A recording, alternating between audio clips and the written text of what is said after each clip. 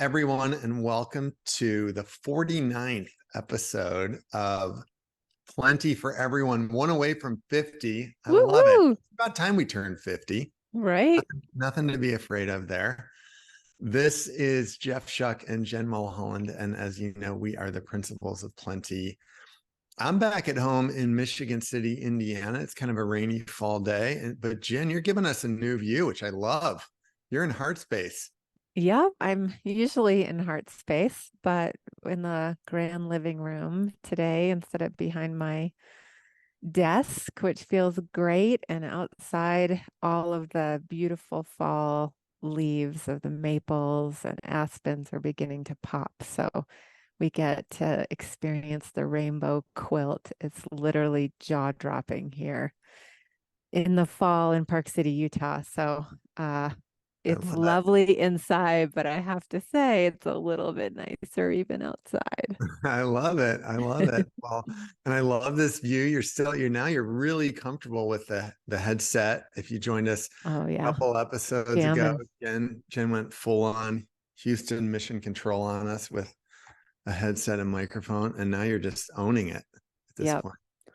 Yeah, just, sound quality is a high priority. So my hairstyle takes a backseat to that. That's right. Just for you, the listener. We're actually going to be guests on a podcast tomorrow, and I saw that they want us to wear headphones, so I may have to follow suit. You've blazed the trail. But we're coming off an incredible week. We just spent the week together in Park City with Sierra Hayes, our manager of experience, and 12 amazing people.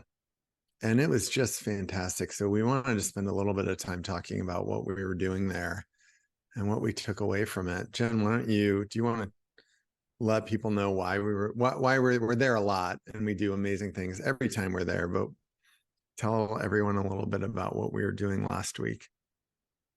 Yeah, we had the honor to host Lantern 2, which is our conscious leadership retreat for Lantern graduates. So this is a 4-day experiential intensive in the beauty of Heart Space, our retreat center, indoors and outdoors, for managers, executives, entrepreneurs, nonprofit leaders, for-profit leaders who have chosen to come back after they experienced Lantern 1. And some have went through that experience in 2016, years and years ago, and some have been back 4 times to experience Lantern 2. So it was just such a yummy week, a magical week. And I think we're still reeling, processing, digesting the feeling of what it's like to get a group of people. Many of them are strangers. Many of them have become friends and chose to come back with each other after meeting at Lantern, which was so cool. But for the most part, many of them don't know each other at all. To Mhm. choose to grow consciously, spiritually, emotionally, mentally, so that they can really lead themselves and others in a more aware, aligned way. And it just, honestly, I don't really have the words to describe what we got to witness and guide and hold space for the transformation that happened in individuals and in the group itself, like the feeling in the room, the space that was held, the love and the connection. And if that can happen with strangers, like what's possible for the world? It just Mhm. brings me, and I know you and Sierra, just so much hope of goodness, of what's possible when we really step into choosing to see ourselves and lead with light. So there's a lot more to say, but I am just overfilled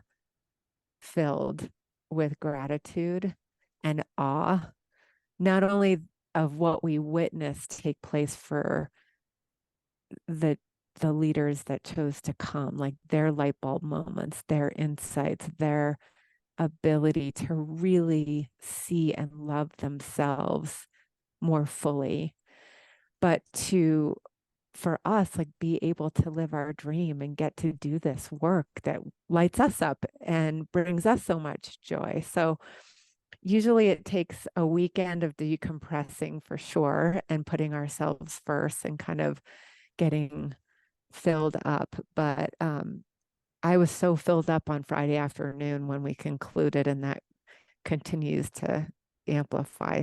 Uh, and I can sense it's amplifying this week. So more to Yeah. say. But how are you feeling about it? Well, before we go in there, I'm feeling great and I'm looking forward to talking about it. But before we go there, I want to just explain for people who are just joining us what even Lantern One is. And we don't call it Lantern One, we just call it Lantern, what it is, Yeah. and then why Lantern Two is even more special. So if you've listened to more than one episode, you've probably heard us mention Lantern. Lantern is a leadership retreat that we hold 3 times a year in Heartspace, where Jen is sitting. Most of the work happens in that room. And like Lantern 2, it's a 4-day retreat for people of all kind of backgrounds and all levels of experience, but who are curious about how to lead themselves in a more powerful and authentic way. That's the kind of the gist of it. And Lantern is a metaphor for how we talk about leadership. And as you can probably imagine, we talk about the idea that leadership is about being a light for others, but importantly, a light for oneself, that we lead ourselves in a way that if we're being authentic, we see what's great about ourselves. And we kind of use 4 days to walk through that, help people see that. And it ends up being a really deep, transformative experience. And I would be remiss if I didn't mention there's 3 sessions coming up in 2024. We usually have 16 to 20 people on a session. We just opened the dates for all of them, and we'd love to have you there. So that's Lantern. Just in and of itself, it's amazing. What's really cool about Lantern 2, and what Jen is saying, is it's only open for people who went through Lantern. But because we've had Lantern going for 8 years now, most of the people who end up coming to Lantern 2 haven't met each other, but they've had the same general experience at the first session. So it's just really fun for us because we have these people that we've all met, but they haven't met each other. It's like holding a party for a bunch of really great friends who've never met. And they all speak the same language, and they all went through an experience that was really profound for them, which is why they're coming back.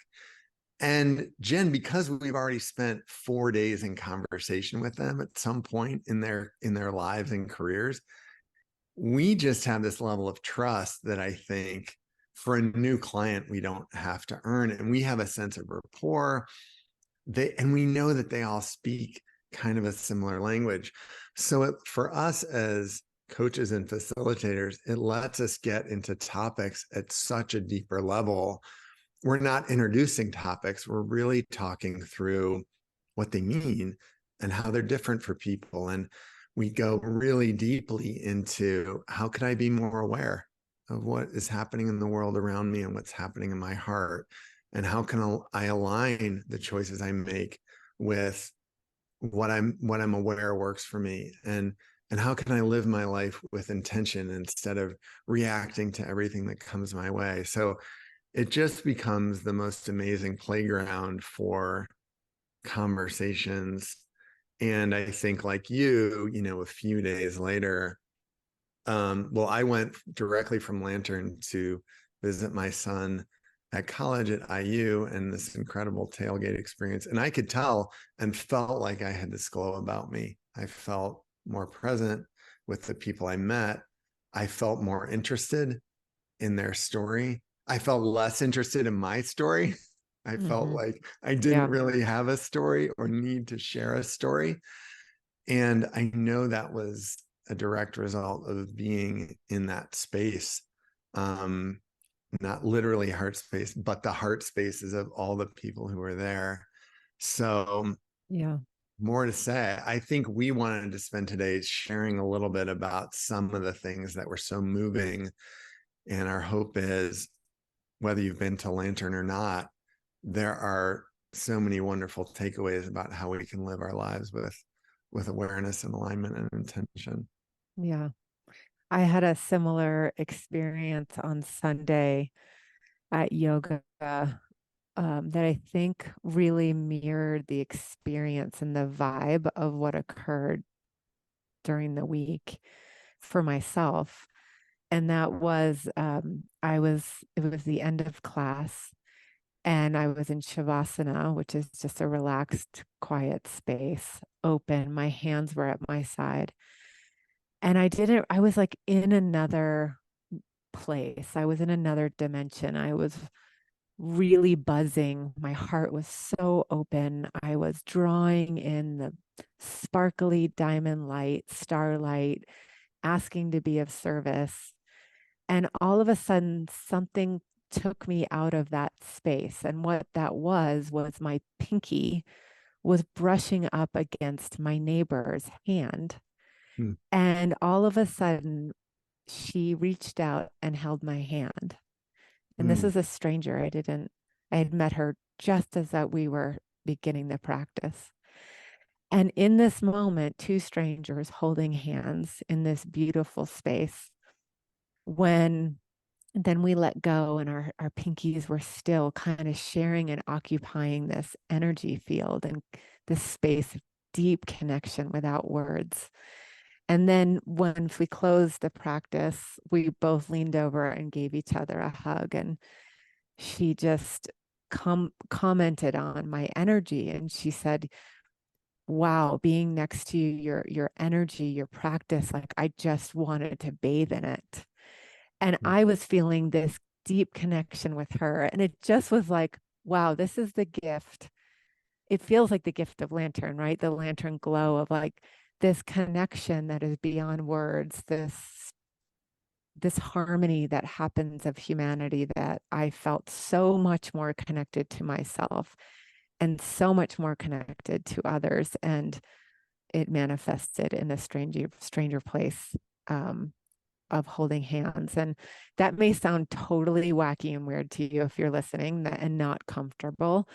But I think I'm pointing to and what we're talking about is, oftentimes retreats really focus on a place to get to, or content, or having to fix yourself, or having to heal, or having to improve.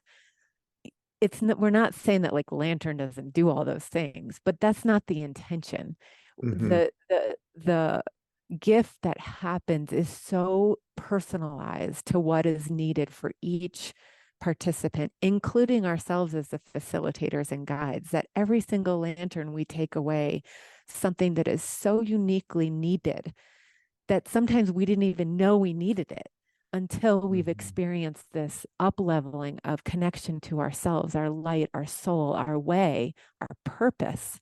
And when we can do that, that's living on purpose. It's like our leadership just rises because now we're more clear and confident with who we are, who we want to be. And we're inspired to cultivate that with the people we lead. And I think that, to me, I'm always mystified of the feeling that gets tapped into, even with strangers who are are unconsciously seeking that same thing. So anyway, just in relationship to the buzz and the glow, it felt Yeah. amazing. One of the things this past week that we were able to do is take this group to a different experience and venue. So for Mm-hmm. those of you who are listening who have been to our retreats know this, and those of you who have not, we incorporate nature and the backdrop of the beauty and bounty that's all around in Park City to get um, the team, the group, the company, the individual out on the trails, out in nature. And there's something about connecting to nature that helps us tune into our own nature, our own truth, our own insights.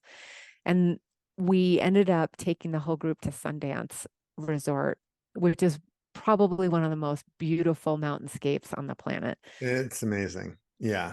And we nailed it. It was like the universe provided the perfect day with the most exquisite weather that was then followed by rain and coziness that we got to be in heart space the following days. But we took 3 chairlifts up to go to the highest cabin on the toppest peak to see the grandeur and the vista. And it you can't help but be lifted up into what's possible for yourself, what's Mm. possible for your work, what's possible for your family and your community, what's possible for your life. It's just jaw dropping. Um, and then we were able to walk to the waterfall and take a beautiful hike. And anyway, it just felt like such a special day that created space for the conversations you're talking about to occur. And that's been our takeaway. Like less content is needed, Yeah. more Yeah. space, more sacred space, more vulnerability, more trusting space, more one-on-one time, more personal reflection time is needed. And when we can create that space for ourselves and others, that's when we really tap into the muse and the insights that are right there underneath the surface. Well, I love that you went there, and I don't think we were planning to riff on this, but just briefly, since you went there, I know there are other consultants and coaches and facilitators who listen to this podcast, and thank you for that. And I think one thing we continue to learn is and practice well is that the people are the content. The Yes. people are the curriculum. And yes, a lantern now looks pretty much the same as a lantern 8 years ago, but there's the curriculum by design is really loose. You don't need a huge skeleton to hold your body together, and it's the same way. And I think, Jen, every time we work with a corporate client, the first thing they look at is the agenda, and they're worried that there's not enough stuff there. And Yeah. we always have to say there's plenty of stuff because you're bringing the stuff. And particularly now, the kind of one of the maladies of the current workplace seems to be people are in meetings the entire day and have no time to think or do anything. It is amazing what happens when you give people open space, in their day and in their surroundings and in their environment and in their hearts. It's incredible. Yeah. And I do think it was a reminder to me of that, because we went in with a very loose agenda, knowing, and it was still too much. Like we still had ideas of things that we didn't get to. And if you came to Lantern 2 this past year, you'll have to wait and be surprised next year for those. But it's so great because everyone is an active soul and everyone has so much to bring, and we need to create room for them to Yeah. do it. I think, we were just processing this before we started recording, but back to the agenda machine that is occurring in business. My my sense is it's an unconscious grip for control. Mm, And what happens, you can understand how it happens, right? Because a lot of agendas are created because an executive is wanting to make sure the time is going to be well spent, mm, and that there's certain outcomes that are going to get, or decisions that are going to be gotten to during a time frame, right? So oftentimes agendas are created because there's an external force or reporting or an outcome that needs to happen. But from our experience, what we've been seeing is like, then there's an over involvement where every fucking minute is like scheduled in right. terms of, here's the subject we're talking about. Oh, and then this person has to report, and Right. then this person has, and we need, and it's just busyness. It's like it details that don't matter, and we're robbing the real need of conversation, of space, of reflection, of sharing, of actually critical thinking that needs to occur during a Yeah. meeting or during a day workshop, that gets completely robbed because we are over architecting and we are over controlling how it goes. Now, Yeah. it's tremendous practice to let go and to trust that people are the wisdom, that the wisdom's in the room, people have the content. It's scary, it's vulnerable, and you have to release the control. When you do, though, it's so freeing, because we're not saying like you don't have any place to get to, or there's no outcome or no intention. No, we're saying set the intention before, allow the people that are showing up to co-create and be part of manifesting the intention, and trust that y'all get to that together without over Yeah. scripting every minute. And I think that's the beauty of Lantern, is like there's so much space created, and then we kind of read the room and respond to what's needed and go down the rabbit holes as they surface. And then we're really being responsive to what the need is for growth in that present moment. Whereas, the agenda meetings that we're being asked to create or that we're witnessing, kind of, I feel like it totally misses the opportunity to involve the people to create the solution. Yeah, there's probably a later podcast we need to do about, where that comes from and how it can get turned around. I mean, I'm struck that I think most managers just do what they learned, right? And it's from first grade, people learn that you get lectured at and then you do the work on your own somewhere outside of class. And I think that's what most people's business experience is. As an aside, I'm really fortunate. My kids went to a really great um, middle school where they did reverse classrooms. So the lectures were videoed and you watched those at home. And then when you came into class, there was interaction. And I think that's kind of the model that we advocate. But that's a different episode. I think Yes. this episode, there were some moments of real curriculum, and we don't, it's a little bit of like what happened there stays there. But there were a lot of things that are relevant to people who listen to the podcast, whether they were at Lantern 2 or not. And we, I think, wanted to surface a few of the curriculum pieces that we thought brought by not our curriculum pieces that were brought by people who were there, that ended up being really meaningful for us. And I know you wanted to start with one that was sticking with you as you woke up this morning. Yeah, one of the ways we kick off any lantern or any workshop we do, quite honestly, is setting intention. And I was really struck that one of the participants' intention was to get back her intuition, Mm, and that she felt like she had lost her intuition that was so front and center and so trustworthy when she was a little girl. And she has her own way that I won't share publicly about like how she verbalized that, but it really became this conversation point of like, can you really lose your intuition ever? Like, is it really gone?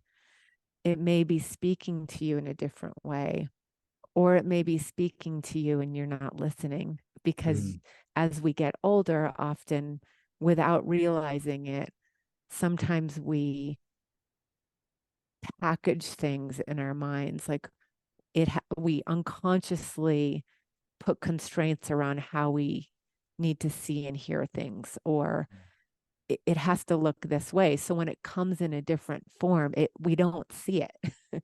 yeah. and and so it was just absolutely amazing through guided meditations that and outdoor reflection that she had shared, that her voice, her intuition, this recognition that it was always there, it is there, it's speaking to her.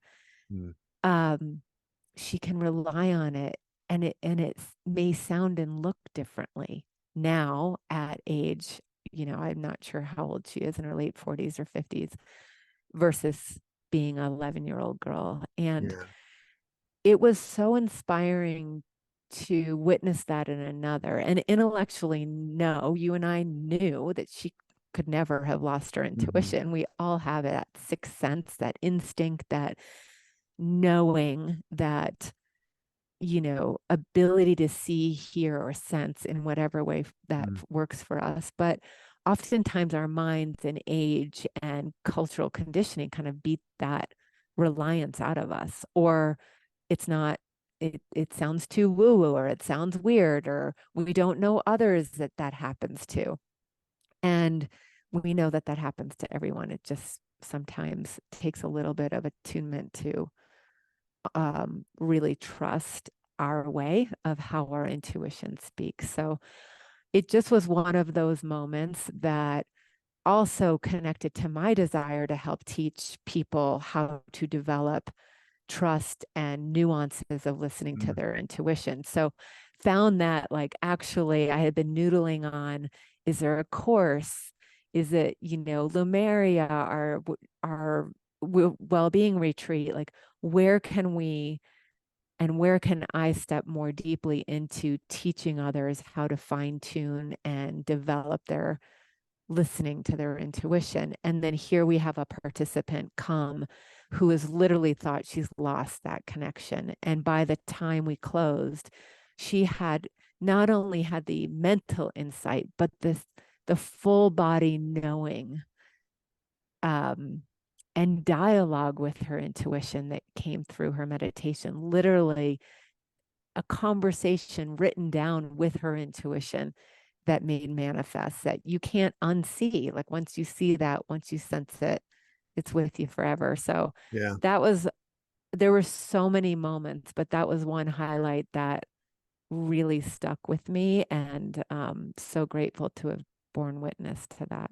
Well, and it's such a great example, I think, for me of why the work's so meaningful, because we see ourselves in it, right? I Yes. mean, we relate to the material differently every time. And in this case, this felt very personal to me because I've been having conversations at home and with you about music and my love of music, and saying it's gone, it's dormant. I don't know where it went. Like, I really haven't touched the piano since May. I haven't um, created any meditation music for us for quite a while. And so hearing someone else talk through losing something, can you lose what you have inside of you? It was one of many times last week I realized, oh, I'm really just talking to myself on this one. And I found it to be lovely and super helpful, honestly. Yeah. Two of the concepts that came up in that discussion about not just, connecting to our intuition, but also the idea of, can we drop something that's a quality, like can we lose something like we lose a pebble on a path? And we talked about the idea of becoming. We talked about the idea of what we see in the magic of nature, that everything that is needed to become a butterfly is already in the caterpillar, and everything that's needed to become a frog is already in the tadpole, and that there's this architecture that we're born with. We all have intuition. Yeah. There's different things that we need to turn it on and turn it off, but we're made to experience that kind of metamorphosis. And I loved that was something that we got to touch on. And what was interesting is, I think that came up, I'm forgetting the sequence, but that idea was already kind of in the ether before this person said, I want to talk about what I feel like I've left behind. The other idea that came up through this conversation is, I feel like, so timely right now in what's happening in business and society, which is, growth happens in cycles. It doesn't happen in straight lines.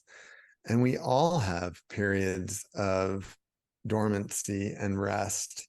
And, the example we always use, Jen, and you used it at the beginning, is the oak tree or the maple tree, and how we can observe as humans, as sentient beings, we can see that being evolve, and we can see how it grows in spurts, and it needs time to rest, and it needs time to shake all of its leaves off and then grow new ones. But we expect that we work in a straight line, right? We expect that when we work out, we always get thinner. We expect that we always get stronger and we always get smarter. Well, it doesn't happen that way. We're allowed to take steps backwards. The path has twists and turns in it. And that overall idea of being gentle with ourselves, but also accepting of the many, many things that we don't get to dictate, I think is a theme that really spoke to me, that I feel like I need right now, as I watch my kids grow up and as I watch our business grow. So I loved that. I loved both of those branches from that topic. Yeah, I mean, it reminds me of something I said to one of my close friends who was in the retreat last week at the closing. What we seek is seeking us. And there's a timing of when it meets us with grace and when we're ready to hear and when we are attuned and in alignment with that teaching, that knowing, that up leveling or that awareness. But oftentimes we're kind of wired to drive. I know I am. I know you are. Like we're driven to become better, to elevate our performance, to get more, to have more, to do more. And it's so sneaky. And yet I'm finding that when I see it in another, I'm able to take that medicine for myself at a deeper level because it's, as we know, what we share, what we need to learn. But it was really that crescendo of what you're talking about, like our gene expression is able to turn on or off based on the environment. Mm-hmm. So the environment is then conducive to timing, to certain places, to space, to maturity. Like there's so many things that can kind of go into what that environment looks like when your gene expression turns on or turns off, or your potential turns on or turns off, or however you want to look at it. And I was really moved in the spirit of what you just shared with the oak tree and the changing of seasons and the ebb and flow, and that it's not linear, is that if that were to be true, if what we're seeking is truly seeking us, and there's a timing, and that we can't lose our sense of knowing, if you will, that it's there, it's just we think we've lost it. Would we open ourselves? Would we loosen our grip? Would we take the pressure off? Would we drop the overwhelm, the Mm-hmm. feeling responsible, accountable, heavy, that we actually have to put in so much work to get to another place than where we are? Mm-hmm. Because if we're starting to like really digest, actually, the more we loosen our grip, the more we trust, the more we look for the alignment of and timing of when things happen, and we trust that it will always come, then we take the pressure off ourselves to having to kind of recreate and like drive and perform and do all those things that Yeah. we're kind of wired to do. So that was a really, I think, human takeaway to what you were just saying metaphorically with nature. I think it's so much harder to practice. We see the changes in the Yeah. seasons out there all the time. We know we're kind of designed the same way. We're not apart from that. We're connected to it. So if that were to be true, how would I really rest in a change of seasons of when I know I need to slow down or when I know I need to act? Yeah, I love that. And we've talked about in the podcast before, both our personal experience and as coaches, how we talk through the concept of kind of goal versus intention and why we're such big fans of intention. And the older I get, I think goals are so great for in so many ways. But I think there's a dirty underside to goals that's often missed. And maybe it's not dirty, but it's unintended. You get to a certain point in your life and you hopefully are become aware enough to realize this is where I'm at. This is the point of life, is to be here right now. And I think there are times we work with kind of maybe older executives or more experienced executives that are feeling a little bit hollow, because there's not a next thing to achieve. And the thing to achieve is to be comfortable being. And so there's this juxtaposition of where goals can be really helpful in creating focus, but it's not where the action is. The action is in this idea of living intentionally and acting intentionally. And I do find the older I get, the more I have real flashes of that, and real, not flashes, I'm not finding the right word, but I feel like the veil parts, if that makes sense. And I see that the purpose of it all is to be here, right? And I think I would use to describe it as, the purpose is to actualize ourselves. And I feel that too, but the acceptance and the joy of seeing what is here now, rather than always needing it to be different and striving to get somewhere else, I think is what I'm trying to point to. And what comes with trusting that we're right where we need to be. I think that's like, that to me is really concretizing in my body and bones, that I'm accepting more that I will see what I need to see when I'm ready to see it. Mm-hmm. And there's this incredible invitation of trusting more. I had a vivid dream, and for those of you who know me, I've studied dream interpretation, and I love dreams, love understanding them, the symbols, and I'm a prolific dreamer. And I often dream a lot around the full moon and new moon. And this past new moon, I had such a symbolic dream of driving a black Suburban and all of us in the desert, and all of a sudden the ground like just disappeared. There was an earthquake, and I found myself on top of this butte, this like, if you've ever been to Monument Valley in southern Utah, like this crazy outcropping of rock, 1,000 feet drop, and the Suburban that I was driving was on top. And the only choice, I knew I was dead. Like there's no way down. There was no way to be saved. There was no other step to take. The only step to take was to take my hands off the wheel. And the moment I did, I started to float. And I knew as I floated back, I went into another dimension in time and space, and I was held and protected. And that has been like this interesting symbol over the last couple weeks, where back to intuition and trusting we're right where we need to be, is a few weeks before Lantern 2, I had a sense or a desire, an insight, a pull, I don't know how to describe it, that we needed to use voice to bring forth, I don't know, energy, insight. We need to sing a song. And I think I mentioned it to you of like, wouldn't it be cool out of a meditation to all sing a song, which is something that might have been sparked in my yoga classes, because they do that. And Kelly in particular, who has been leading the classes that I take, does a lovely job doing that. And I'm always inspired in this quiet space to sing. But no song landed.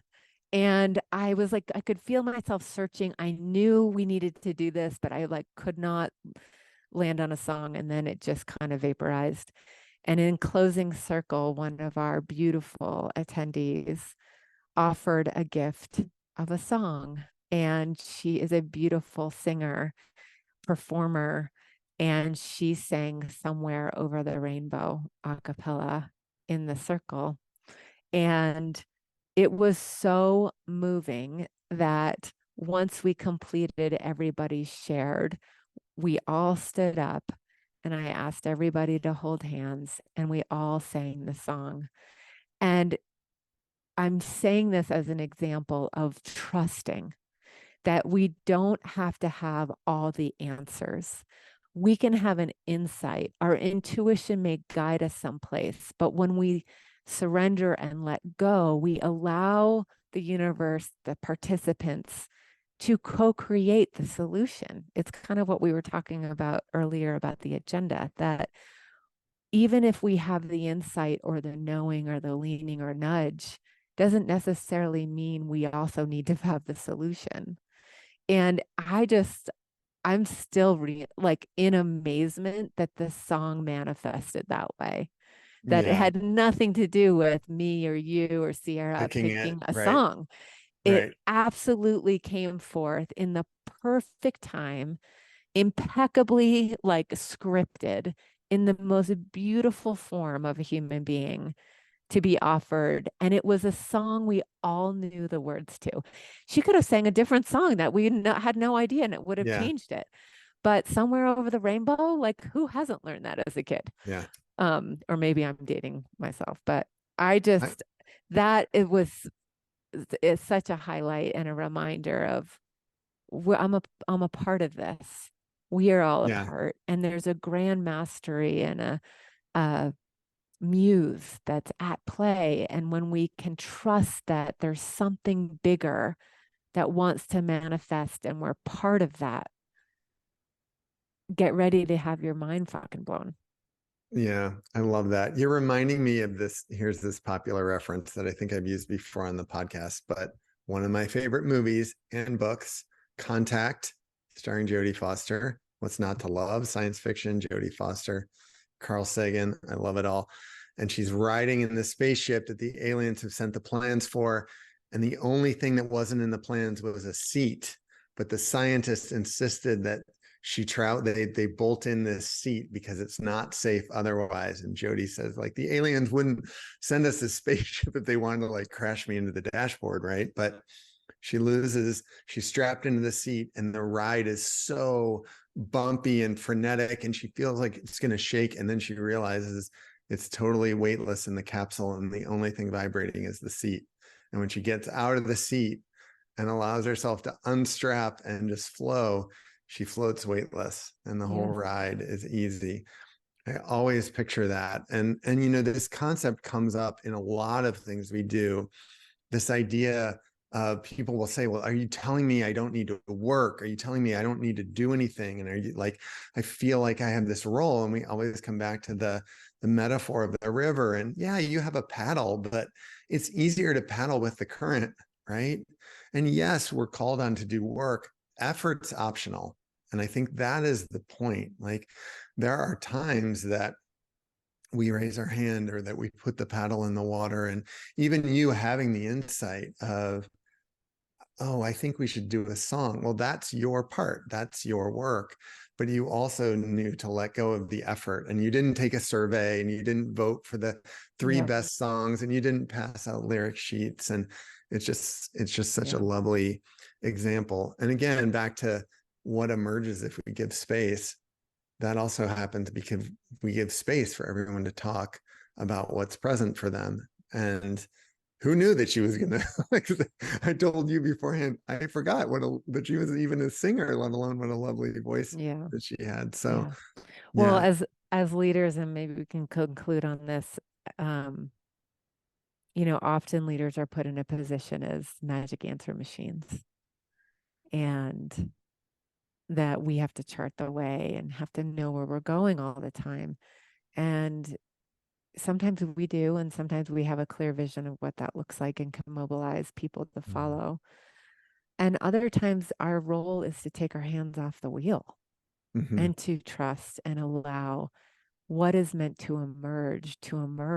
And the more aware you can be of the nuances, the signs and signals from the people you lead, and most importantly, yourself, your Yeah. soul, your Yeah. wisdom, your body, like the signals that are rising within you to tell you when you are on or off course, when you're lit up, or when you're like closed down. Those are all things that are the cues to great leadership, to great becoming, to living in a more open, trusting way, and to the ability to even follow flow comes from that space, that choice. So that's the invitation. If you've listened to us this far, to practice this week is Mhm. really tuning in to your knowing, your intuition, your wisdom, and try taking your hands off the wheel. Try looking at where can you surrender, allow, invite others in to co-create wherever you're heading or whatever you're Mm. trying to solve. Our bet is that it might be a much more enjoyable week. Mm. Lovely. Well, thanks for listening, everyone. We really appreciate you being here. If you've enjoyed what you've heard today and you're enjoying the podcast, we ask you to do a few things for us. If you can give us a 5-star review on whatever platform you're listening to, it really helps us. It helps us be found by more people like you, and that helps us create more content that's inspiring and enriching for you. And if you're interested in Lantern, we invite you to go to plentyconsulting.com/lantern, and you can see how you can participate in this kind of conversation yourself in Heartspace in Park City, Utah. Thanks, everybody. Have a wonderful week wherever you are, and we'll see you soon.